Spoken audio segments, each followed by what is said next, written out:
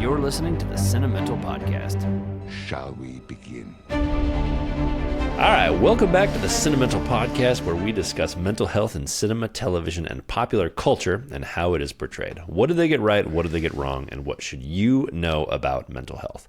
I'm Jeffrey Jones, and I'm a screenwriter as well as a professor of screenwriting, and I'm joined, as always, by my brother, America's psychiatrist, Dr. Joshua Jones, who, as well as being the only non-super soldier human to wield Thor's hammer, is a general and forensic psychiatrist. Yep, true. I did wield Thor's hammer. No hands, but I did wield it. What?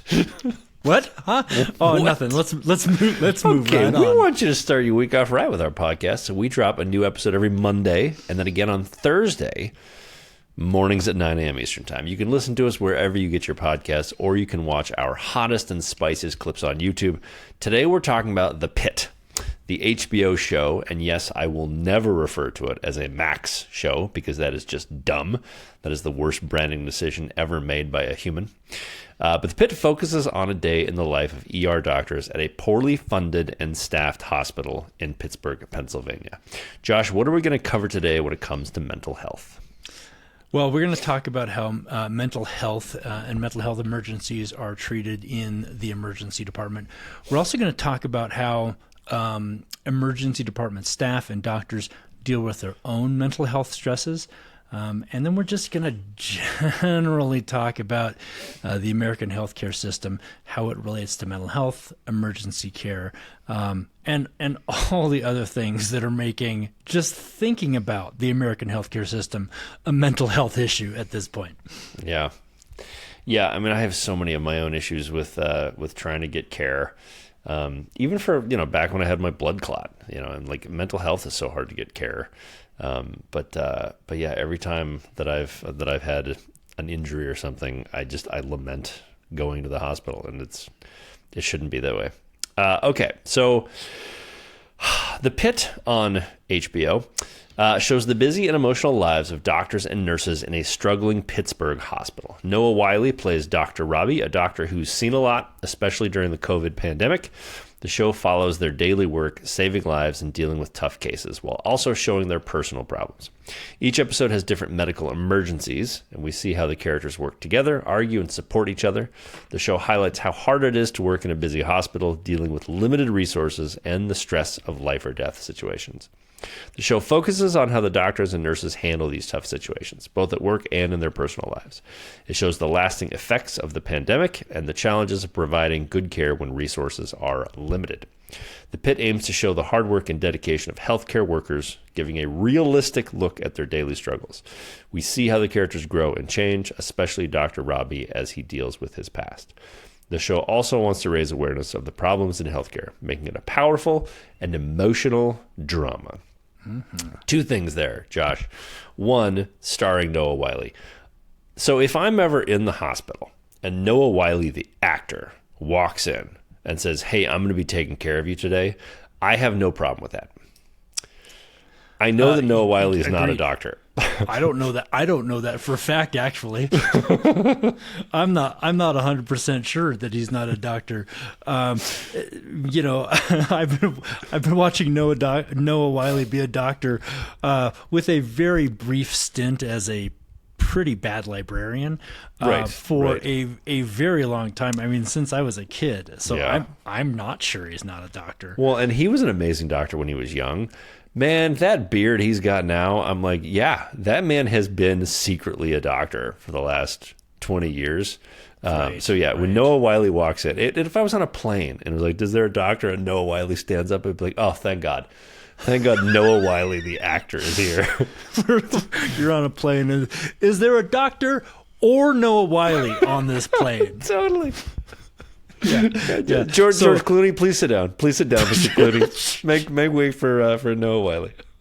So I've got a good friend and colleague, Nathan Schlicker, who's an emergency department physician in Washington. And that's really his last name? Yeah. Great. Dr. Schlicker. Nathan Schlicker. Yeah. Don't know why you're shitting on Nathan. I'm sure he's going to think that's hilarious. But I'm not shitting on Nathan. I'm shitting on Dr. Schlicker.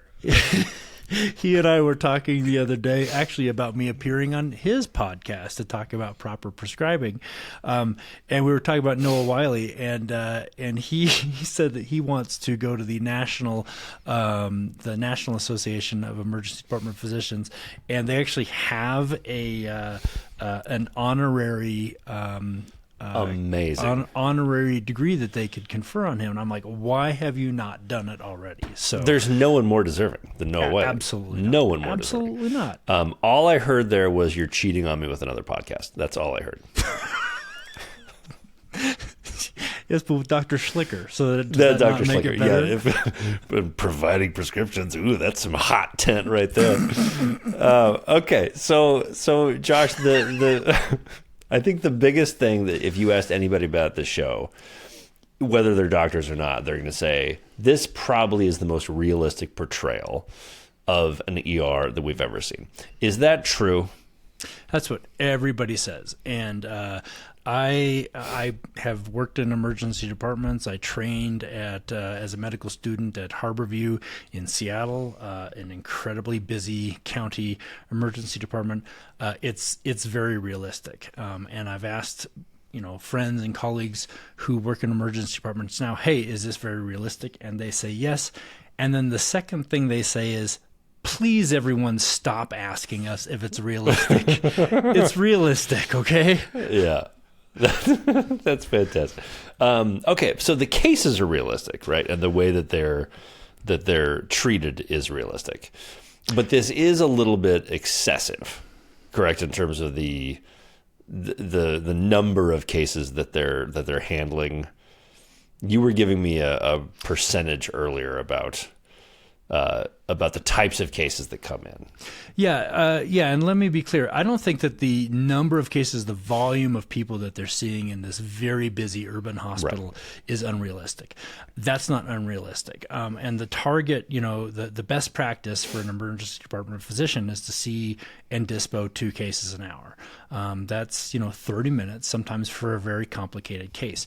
This is portraying a teaching hospital. And so you'll see not only do they have the attending, and they only have one attending, Noah Wyle, and then the rest of the doctors there are residents in various stages of training, and then some medical students, and they're all taking care of these cases. So no, I don't think the flood of humanity that's coming through the doors of this downtown Pittsburgh hospital is unrealistic.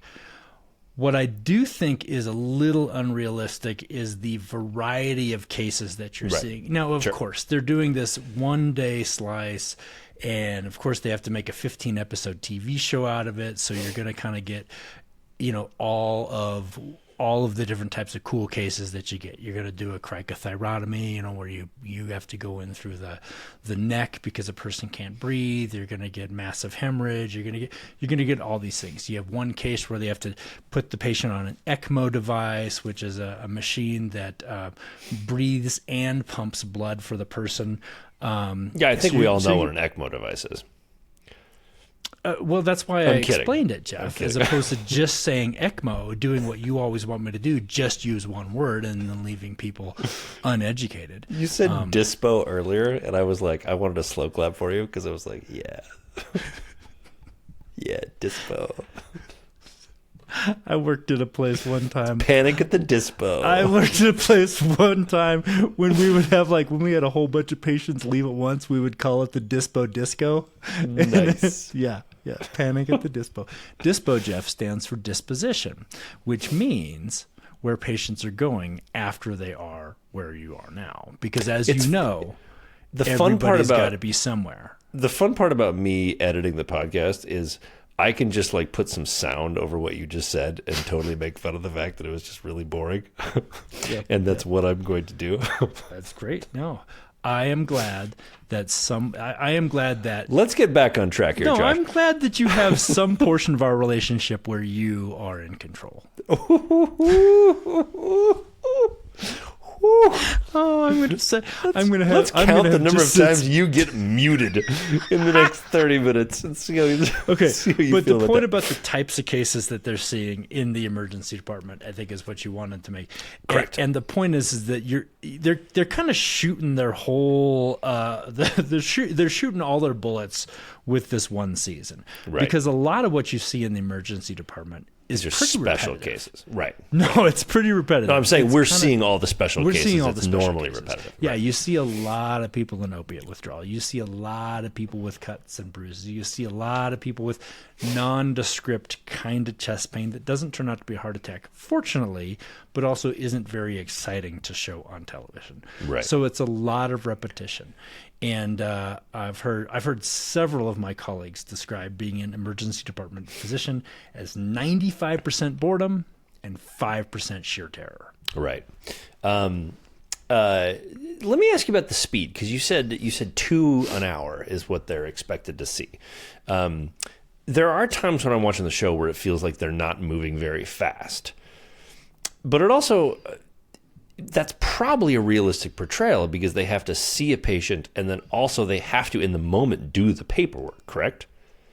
Yeah, you're not seeing a lot of them do the charting, the paperwork, which is all done on computer now, anyways. Right. Well, you do. Like they're sitting at their computers at various times, and that's when they have their. do see that. That's when they have their conversations with each other. Which, like, when you watch something like Grey's Anatomy, it seems like they're never working.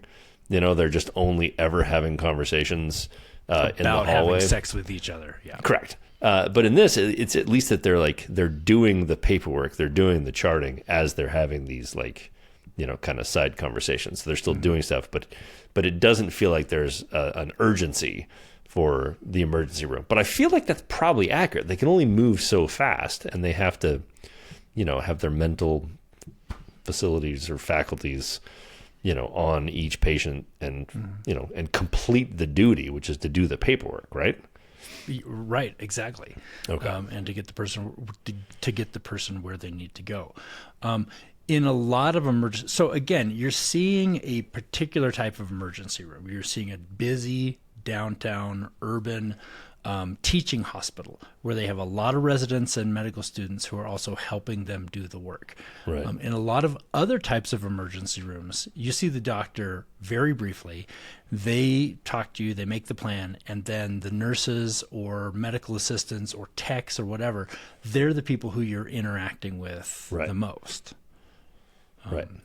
Right, which makes, that's been my experience when I've gone to the emergency room, which is not often, but I've had a life-saving procedure when I got my blood clot, and I had a scary, but also I'll just talk about it real quick. So I had a blood clot, and I didn't know what it was. A blood clot, obviously. It looked like I was having a heart attack. I skipped the line. Yeah. When I came in. I was presenting as if I had a heart attack. I immediately skipped the line. They immediately got me in, gave me the EKG. I think they did a CAT scan, and they found the clot. And then I was, immediately kind of taken to ICU and helped. But the scary part for me, and the really interesting part for me, was we went to a walk-in clinic first, and they told me I might be having a heart attack. And they were like, "We're going to put you in an ambulance rather than have you drive over to the hospital. Because if you arrive in an ambulance, they will immediately see you. And if you drive in your car, they might not. And we need you to get help right now." And my wife and I made the choice to drive ourselves because we were afraid of how much the ambulance was going to cost. Yeah. And I don't think that that's an unrealistic fear. And I think that that's a fear that probably a lot of people have. You made an amazing point, and I can't remember if we were going to save it for later, but we spend more on medical care than any other country. And yet, what did you exactly say?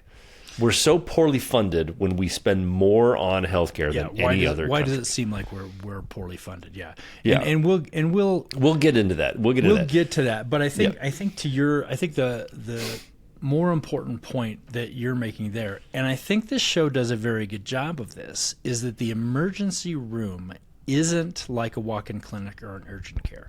Right. They are there to triage who needs the help immediately. They are trained, starting at when you hit the door, to look at a person and rapidly determine, do you need help right now, or can you wait a little bit? Right. And that's what you actually see this done very well in the Pitt. They're rushing people back there who come from ambulances who really do need help right away, who are having, as you did, a pulmonary embolus, right. who are bleeding out, who've been shot. Well, and the people who come in, who come in with an ambulance go through a different door. They do. They go through a different door, and look, that's the right way to do it. It does cause a lot of frustration, I think, and they also portray that well in the Pitt as well, when you walk in and you need help. The problem is, in America, we don't have a lot of other ways for people to access care readily. Right. Now, I think this comes from a couple different problems that we've created for ourselves in America. One is an expectation that I should be able to get care whenever I need it right now because I want it. Right. The consumerism of healthcare. I think that's a problem for us. Right. The other... What are some examples, though? Give me an example of when we should not expect care right away. Because Canada is different than we are. I mean, if you need a procedure, you might have to wait months. Yeah.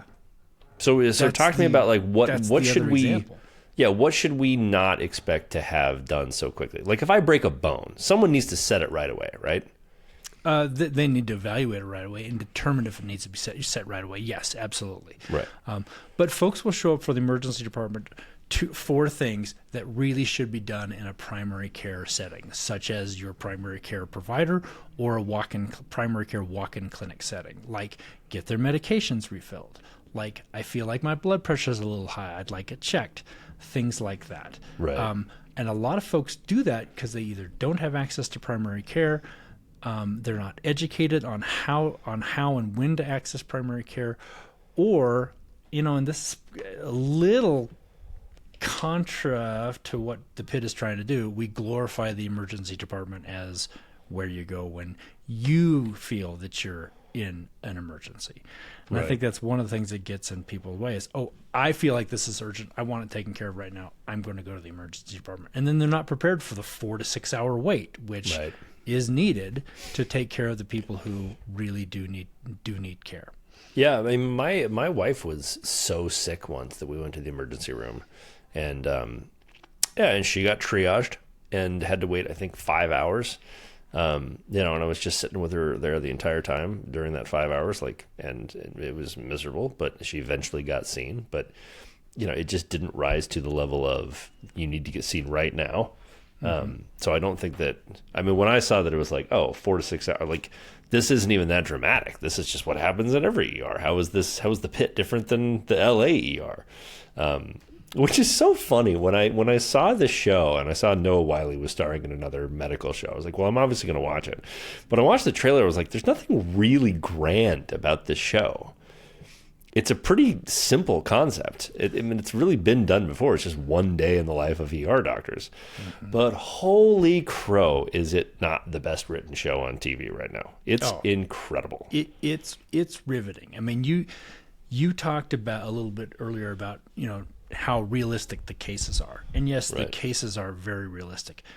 But the in-between scenes where they're just moving through the ER and how the ER is laid out and how, triage is, where they call, in the waiting room, where they call chairs and all that kind of stuff, is so hyper realistic, and people's stuff at their at their desks and trying to make it a little slice of home and things like that. And there was I can't remember what episode it was in, but basically Noah Wyle went the entire episode really without needing to pee. Yep. And that happens. That happens. That happens in clinics, not just emergency departments. You're going, trying to help the crush of humanity deal with their needs. Yeah.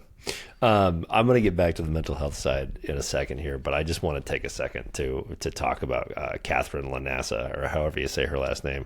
She's the head charge nurse. The charge nurse. Yeah. Oh my God. That is the type of role that you get so thrilled about as an actor, and she crushes it. She's so impressive. Her career, because I looked her up on IMDb, and she's done some stuff before. She's a really good actress, but I don't think she's ever had a role like this. She's about to blow up. You are going to see a lot of her from now on because she just crushes this role, and that is by far my favorite character on this show. Like, she's a badass.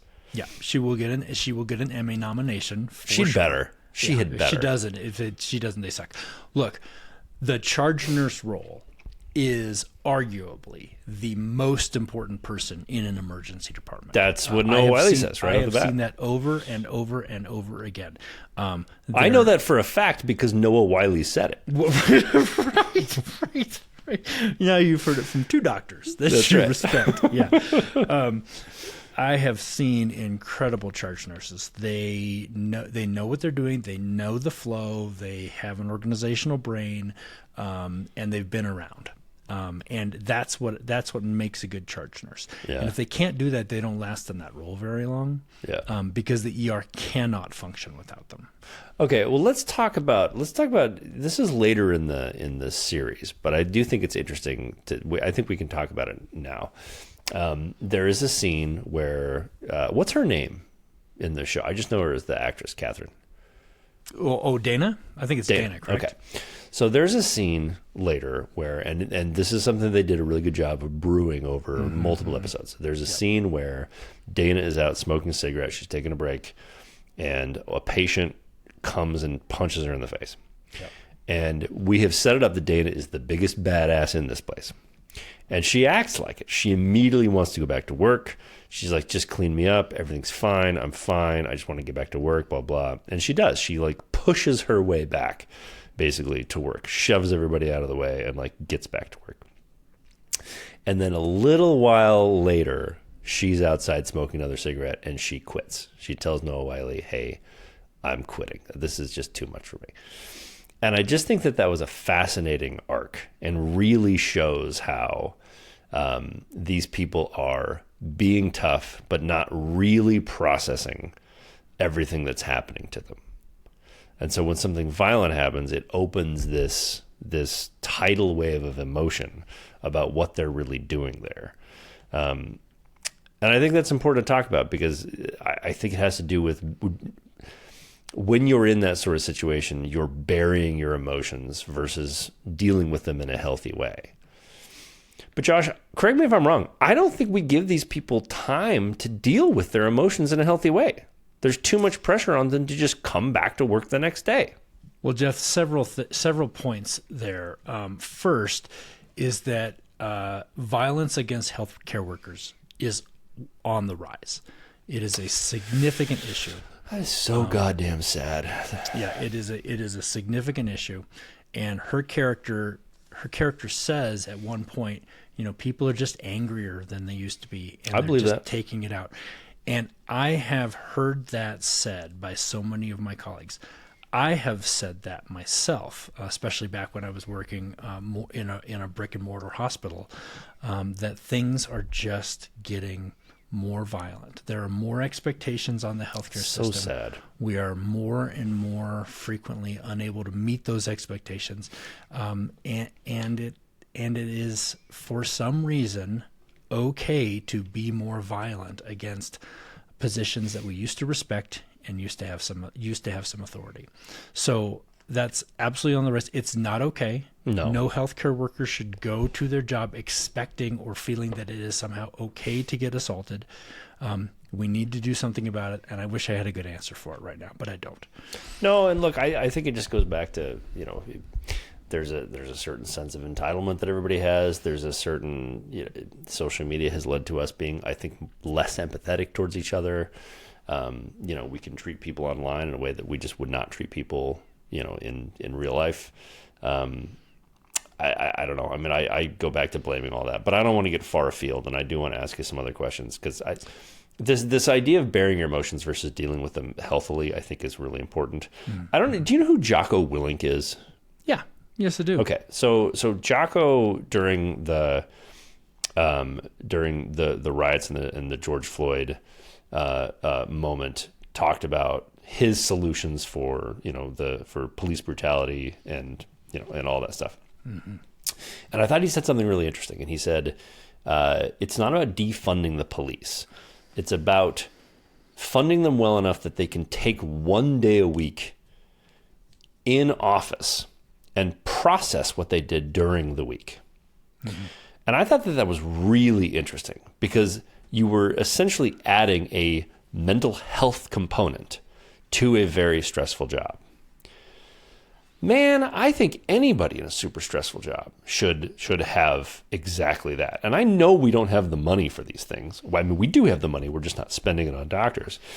But how would you feel about doctors getting 1 day a week where they're not on the floor and they're just talking through, their cases and, what they've had to deal with and processing some of this stuff? Would that be helpful? Or is this up to them and they need to be on their own? Well, I think it's both and, Jeff. I think that I think having more solutions and more options for people in the healthcare world to talk about what's going on with them, encouraging them to do it, making it unstigmatized, right. To get healthcare, to get your own healthcare and your own mental health help, is absolutely the way to go. What you're seeing and what you're bringing up here in the Pitt, though, I have to push back against you a little bit. Oh, I love it when you push back. We certainly are kind of getting the sense from them that they don't take that kind of care of themselves on their off time. Although Robbie did say that he's got a 4-day weekend coming up and he's going to go out in the wilderness and just kind of decompress. So maybe they are, maybe they're not. If they're like the average American healthcare worker, they're not getting enough of it. But I will push back that we should be seeing it right now during that day. And I don't agree with that. I don't agree with that. I didn't say that. Well, you certainly alluded to that. No, I said 1 day a week that there should be dedicated. They should have a paid day. This is my point. They should have a paid day where they get to process the things that happen during the week. What I don't want to do is I don't want to go so far and say, wow, we should be able to process this after every case and things like that. Because I agree. Sublimation totally agree. Or the deferral of processing difficult emotions because of a crisis is an absolutely healthy defense mechanism. Totally agree. And something that you're seeing they're doing. You've got a specific time. You've got crises coming in. There are threats. You have to do the job. You do it. You sublimate. You put it off in the past. You put it off into the future. Sorry, and you deal with it then. Yeah. I tell you what you don't do though, and this is one of those things. It's a culture. It's a culture issue. The Dr. Santos character rips her teammates for their mistakes, and that is a culture thing. Like that comes, the fish rots from the head down when it comes to that. But, the poor Dr. Javadi, when she passed out, all of a sudden she's less than. The guy didn't even accidentally kill. Just one of his patients died, and they made fun of him for that. And it was like any sort of weakness, any sort of, whatever we poke at. And man, that stuff just cannot fly. And that is something that I think bosses have to really pay attention to. Even when I was a boss at an agency, which there are some moments that are very dramatic and there are some moments that are very emotional. Anytime that my assistants, kind of burst down, and there were times where they ended up in tears, I would bring them into my office, let them have a moment. We would talk through, what had just happened. But I was like, I want to make sure that this is a safe space for you emotionally. And I fired a client once for making one of my assistants cry. They weren't being overly sensitive. The client was out of line. And it was like, I wanted my assistant and everybody in my office to know, I'm not going to take you guys being treated that way. You're more important to me. And the person who is, not acting correctly needs to be dealt with. I don't know. We still have a culture of put some dirt on it and move on. Yeah, I'm glad you bring that up because if you'll notice, the Santos character is really the only one that's doing that. Dr. Robbie and Dana, as the leaders of that ER, have otherwise built what's a Dr. pretty Langdon. Dr. Langdon. He's not emotionally supportive to anybody. He's out for himself, and he rips Dr. Santos at some point, and it gets called out on it. At one point he does. He gets called out and he takes the call. Look, it's a high tension situation. But my point was going to be is that they've created a relatively psychologically safe space in an area where it's hard to do that. Right. So sure, you can look at that. I look at that compared to other medical facilities and medical environments I've been in and said, you know what, that's actually, it's a pretty psychological safe space. Santos is going to get called out for it. Right. She's already kind of gotten called out for it a little bit. She'll get called out for it more. So anyways, we'll see. We've got 4 episodes to go. Yeah, it is really funny to me though that like, and then they are. I hear you on the 4-day weekend for Noah Wyle, great, but I think that like the charge nurse is constantly telling him like, oh, look at that, you're once again not dealing with your emotions. Go figure. Like she's got his number and she knows that he does it, and he's constantly telling them to deal with their emotions, be mentally healthy.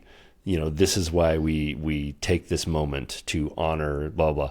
And so he's preaching mental illness when he can't take that advice himself, which I think is fascinating. I get it. She's got his number. He's got a lot of baggage. I mean, he dealt with his own opiate addiction. He saw Lucy shot right in front of him and bleed out right in front of him on the floor. You're talking about ER plot lines now?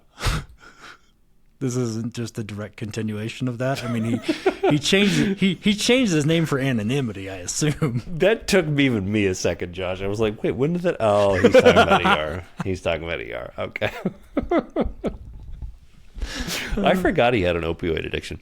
Okay, last thing I want to talk about because it's kind of a screenwriting thing, and I don't have much to say about the screenwriting. Hold on, I'm gonna talk about that opioid addiction that he had for just a second because I read an interview with the actor who plays Dr. Langdon. And okay. You're talking about his, not Noah Wyle's. You'd said opioid addiction. I'm talking about both. Okay. I read an interview with the actor who plays Dr. Langdon, and they asked him, was it intimidating playing against Noah Wyle with the opioid addiction because his character at ER had such a, at the time, well-known opioid addiction. And he said that, yes, it was, and it was also super great. Yeah. So it just, there's a lot being written about the Pitt right now. There should be. This is fantastic television. I just feel like Noah Wyle is the kind of guy where like you get done with an emotional scene with him and he just gives you a hug. And he's like, hey, man, great job. I hope he's a good guy in real life because he's just one of those dudes. Him and Keanu Reeves, I just think are exceptional men. And I don't know if that's true at all. I hope so. Yeah. Okay. Let me cover the one screenwriting thing that I kind of want to talk about. It's so funny. I don't even know why the show is as well written as it is. I just think they have a secret sauce of great characters, great dialogue, and realism. But they do something really interesting towards the end of the season. They say it in episode 10, where they're talking about the what would you call it? Not the fable of Sisyphus, but the story. The myth. It's a myth. The myth. Okay. Yeah. So they're talking about the myth of Sisyphus, and he's talking about how you're constantly pushing the boulder. And I think Santos or whoever it is calls him out and says like, that's a terrible myth because he was, Sisyphus was cursed by the gods, so he was made to be tortured. And Noah Wyle responds, well, one must imagine Sisyphus happy. And that's such a beautiful theme. It's so well stated that this is the job. It's incredibly hard. We've chosen to do this, and it's absolutely miserable, but it's important to be done, and so you might as well try and be happy doing it. Yep. And man, if that just doesn't sum up every healthcare worker, especially healthcare workers that worked during COVID, what we asked of them during COVID was brutal, and I would rather kick COVID to later in the week and talk about it. Because I know you have some experience with that. It's a really well stated theme. Yeah. So for any screenwriter out there looking for lessons on theme, that is a perfect theme. One must imagine Sisyphus happy. Yep. Just just doing the job because it's got to be done, no matter Right. how painful it is, like being the medical expert on a podcast. That's great. Okay, I think we're going to save everything else, Josh, for later in the week. So, thank you as always for watching or listening to Cinemental and our coverage of The Pitt on HBO. If you like this episode, please subscribe anywhere you get your podcasts. You can also watch clips of Cinemental on YouTube, where we'd love to hear what you'd like us to cover next. You can also watch my companion series, The One Thing, where I take a deeper dive into screenwriting, both available on the Large and in Charge channel on YouTube. Follow Dr. Josh Jones, America's Psychiatrist, on Blue Sky. This has been a Large and in Charge production. For Josh Jones, I am Jeff Jones, and we will see you later in the week.